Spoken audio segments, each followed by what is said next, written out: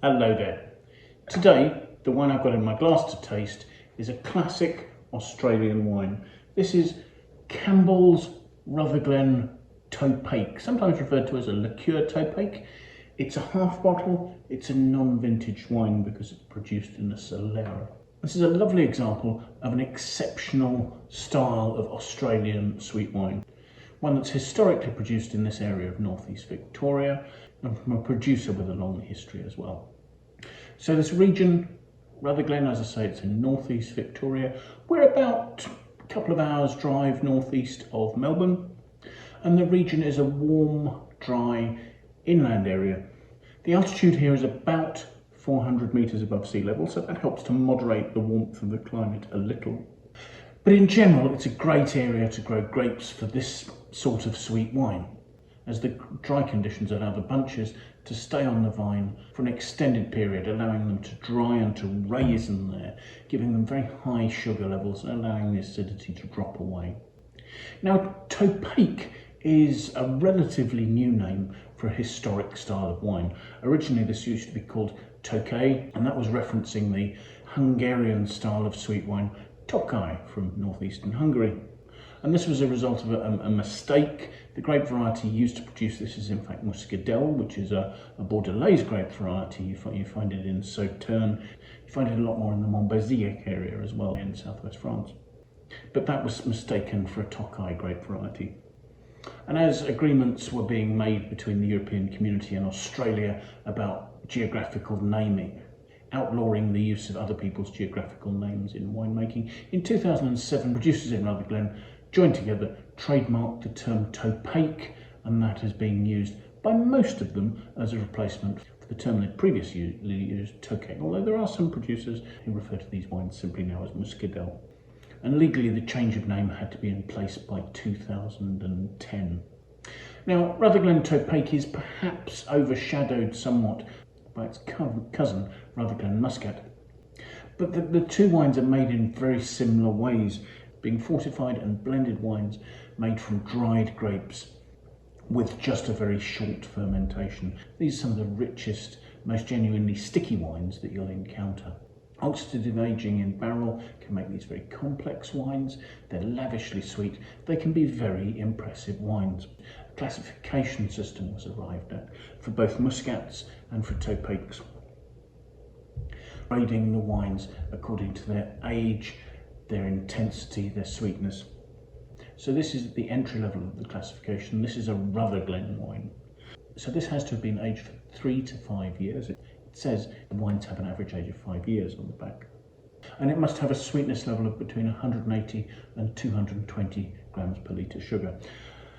And the classifications go up in increments. So the next stage up is the classic, where the wines have to be aged for 6 to 10 years and can be between 200 and 280 grams per litre of sugar.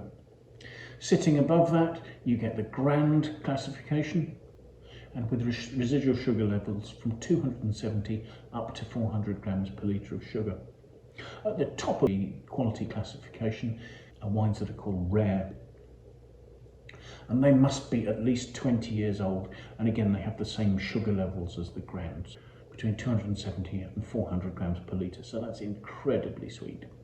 Campbells have a rare Topaque that they call it the Isabella, and a rare Muscat called the Merchant Prince, that are fabulously complex, very expensive wines, but really do count amongst some of Australia's finest wines. So as I say, Campbells are a historic company, founded by John Campbell in 1870. Campbell was a Scot who'd come to Victoria as a prospector as part of the gold rush. He'd come on aboard a ship named the Merchant Prince, and that's where the name the Merchant Prince for the rare Muscat comes from. And following the gold rush, the government here had been selling land to people to try and attract them to stay. Campbell bought land, and his family have been here making wine ever since. Now, the estate has undergone numerous hardships during this period. Phylloxera reached this part of Victoria in 1898, so there was a large amount of replanting was required to counter that. In the Great Depression in the 1930s, you see the estate having to farm sheep as well because there just wasn't the custom for their wines. But by 1943 their situation was much improved and they were able to expand the company by another 15 hectares of vineyard. Much of the current reputation of Campbell's as a company is down to the two brothers who comprised the fourth generation of the family to run the estate. So these were Colin and Malcolm, Colin the winemaker and Malcolm the viticulturist, and they were both important figures in the development of Campbell's, but also of Rutherglen, the region. For instance, both were awarded the Order of Australia for their services to the wine industry. It was in the late 1960s that Colin established a system of Solera-like processes to ensure that the consistency and the quality of the company's muscats and Topaques was maintained. Now there is a real art and skill to blending these wines, and of course this kind of information is passed down through families. So today Colin's daughter Jules is now the winemaker, so she's the fifth generation of the family to be making these wines. And it's probably still their fortified wines that the company is proudest of, although they do have a range of table wines which include Riesling, Chardonnay, Trebbiano and Roussanne, as well as Shiraz, Durif and Malbec. The family are very proud of the fact that they feel there's a house style, particularly to their fortified wines, that they like to think of as being complex and elegant, with lovely fruit purity, and that the wines finish clean and that their style isn't cloying. Now, I was talking about Soleras earlier. They have 4 Soleras of Topaque and the same for Muscat, one for each of the different classifications. So one for a Rutherglen, one for a Classic, one for a Grand and one for a Rare.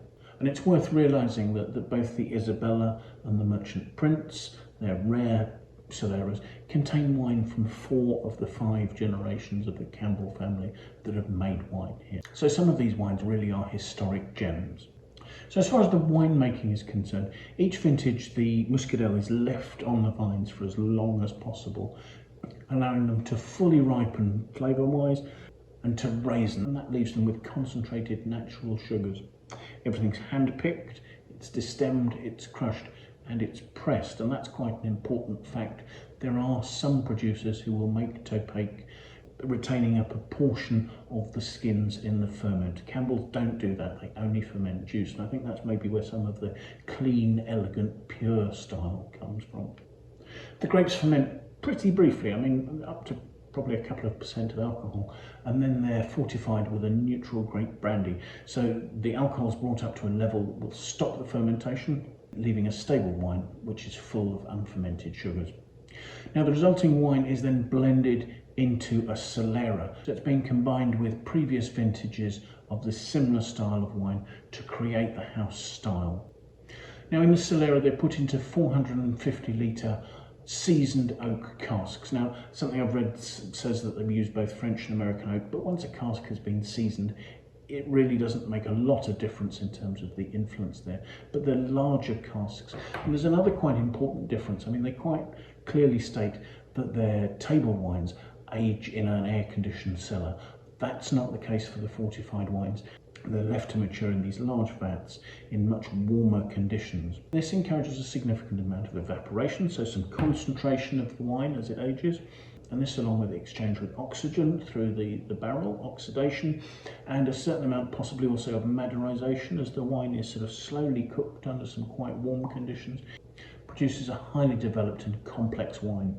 Now the Solera for the Rutherglen Topaque, I believe, goes through 5 stages, each of which will equate to a year essentially.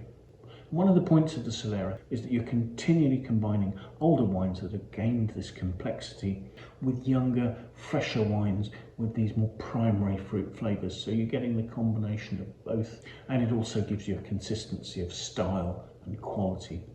Now I've seen notes suggesting that this wine ages for somewhere between 20 and 25 years. And I think this is a result of confusion of this style with the other classification. Certainly a wine that had aged for 20 to 25 years should be going into the grand category. This says on the back label that it's aged for an average of 5 years. So I'm tending to believe the label in terms of this. Another thing that's worth noting though, as far as this style is concerned, is that when it comes to aging it, you don't need to age these wines in your cellar. They're already aged, they're already mature wines when they reach you. So it's probably a question of drinking them relatively recently to ensure that they maintain the fresh fruit elements within the blend. So let's take a look at the wine, shall we? The first thing I say, what a splendid, vibrant, golden, almost sort of bronze colour there. There's a greenish orange. Swirling it, I've seen notes that suggest this wine has 205 grams per litre of sugar, and that would make sense. It's got 17.5% alcohol according to its label, and it's sticking to the sides of the glass very happily there. I'm also seeing the glass is sort of misting up because the wine is nicely chilled. So let's see what we make of the aromas, shall we? Oh, the aromas are rich and complex. There's a lot going on there. There's sort of a candied, a barley sugar note. There are notes of citrus, of oranges, maybe of marmalade. There's sort of candied peel notes. So that's what I'm talking about when I'm talking about those sort of touches of maderization there from the warmer conditions under which this is aged. There are some slightly oxidative hints there, but everything is lovely and pure and fresh and clean. There isn't a heavy cedar note. There aren't developed or savoury notes. These are sort of quite high-toned. As I say, the oranges kumquats, that's something through to a sort of a burned orange marmalade note. There's a lot to smell in here. It's very attractive. So let's have a taste.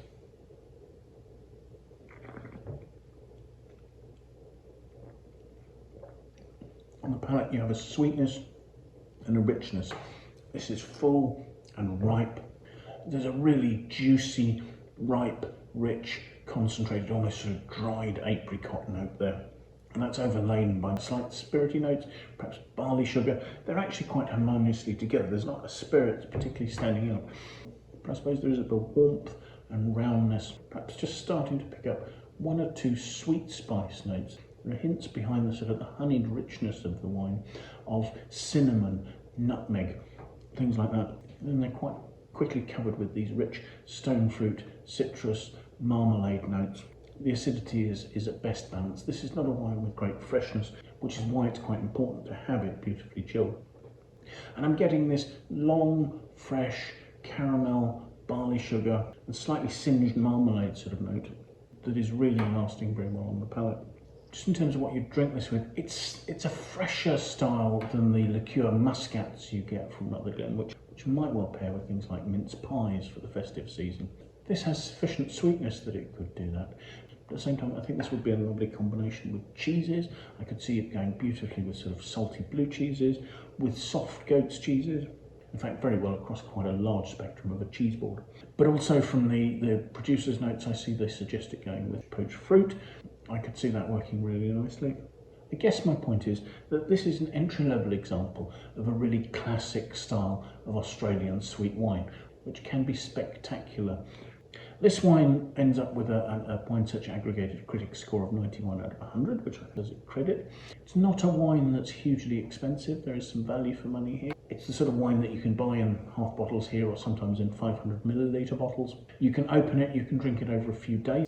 It's got a stability that its alcohol and its sweetness, aging in oxidative conditions has given it. So yes, I think this is a great value wine. I also love the extent of the insight it gives you into the more expensive styles such as the classic, the grand and even the rare style of Topaque. If you enjoy sweet wines, I think this is a really fabulous style and I would suggest taking some time to seek it out and try one. So thank you so much for watching the tasting. I do hope you found it of interest.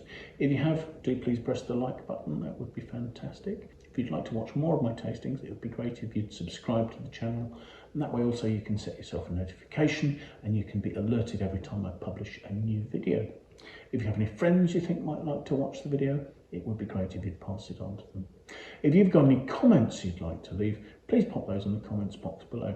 I'd love to know what you think about Rutherglen Topaques, Rutherglen Muscats, sweet wines in general, or anything else that relates to the tasting.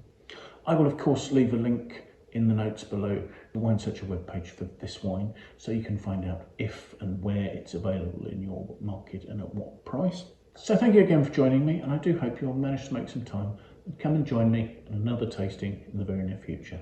Till then, bye for now.